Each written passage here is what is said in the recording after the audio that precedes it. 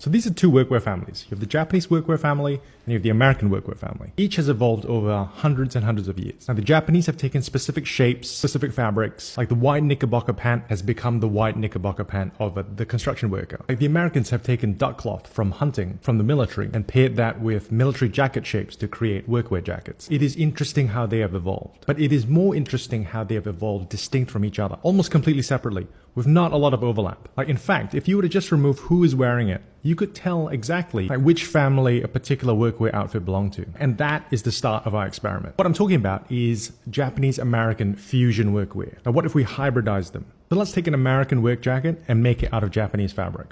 Like what does Japanese Carhartt look like? Now we know this shape.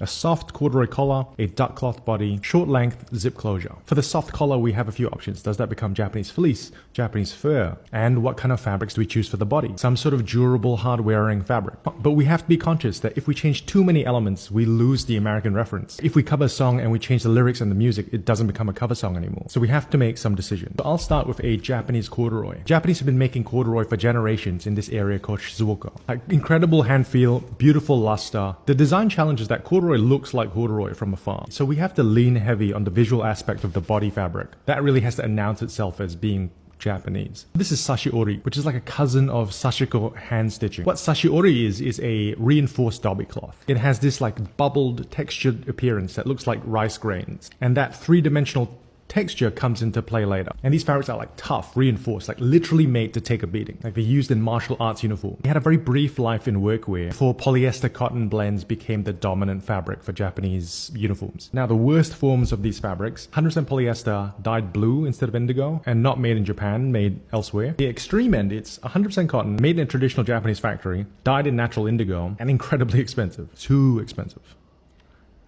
So yeah, we made a jacket.